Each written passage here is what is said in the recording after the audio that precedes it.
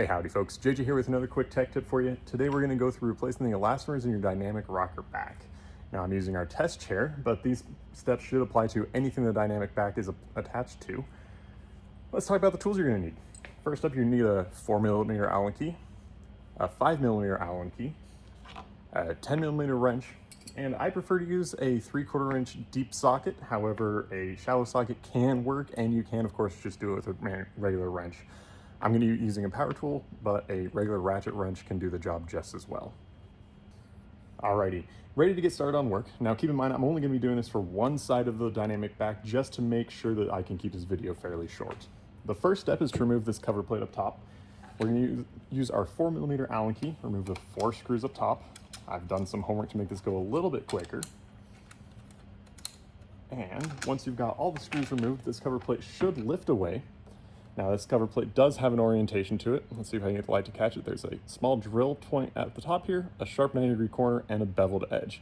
Now the beveled edge faces away from the user towards an attendant or away from the chair, and the sharp edge is going to be towards the user or the actual back itself. Next up, we're going to grab our 10mm wrench and our 5mm Allen key. We're going to remove this bolt here on our angle adjustability. And that's going to allow us to fold the back forward and get access to the 3/4 inch nut underside. We'll remove a little bit of tension, drop our wrench, and fold our back forward. Next up, grab our 3/4 inch socket. I'm using an impact driver. We're just going to insert between those and remove this 3/4 inch nut on the underside. Don't lose your hardware. Set it all down. Now, this is a good opportunity to bring the whole dynamic back up into position.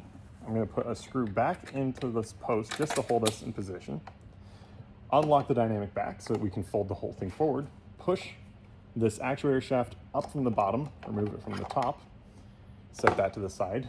And then on some cases, but not many, our impact elastomer is going to try to escape. That's now a used function, so it goes away. After that, you fold the back forward, and that gives us access to our impact cap. This is the elastomer that does most of the heavy lifting when your client thrusts against a dynamic back. This absorbs that energy, whereas the rebound elastomer, which is always clear, just returns the user to an upright position without slingshotting them out of the wheelchair. Now that we've got our old elastomers out, we're going to grab our new elastomers. In this case, I'm going to put a green in and a brand new clear rebound. The impact cap goes on top of your new color, sets in the top portion, and then you can fold the back up to the vertical position, insert the actuator shaft through the top, slide your rebound elastomer in through there, and while we're here, I'm going to grab my washer and 3/4 inch nut and just lightly thread those into position. Just keeps everything together for now. Next up, remove our temporary bolt so we can fold the back down and get access to that 3/4 inch nut. Get wedged up on stuff. Not sure what I'm caught on. There we go. And then back to our 3/4 inch deep socket, and we're going to tighten this down. Now, what we're looking for here is for that 3/4 inch nut to only cover about 4 or 5 threads here, and we can do some adjustment later on that.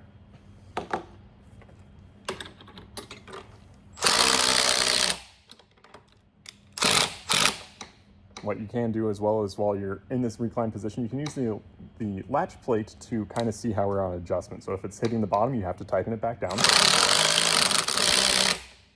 There we go.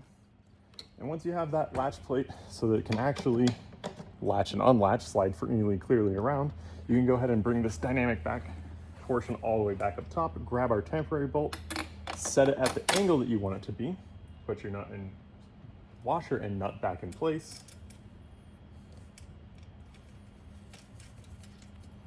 Tighten it back up with our 10mm wrench and our 5mm Allen key.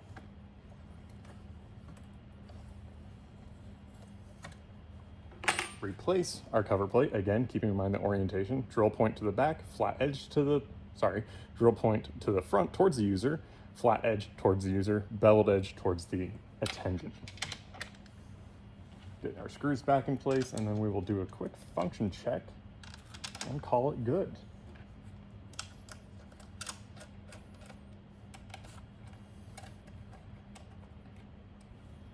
Now, I did already do some testing when I had this back folded forward, so I can see the latch plate is moving forward and latching and unlatching properly.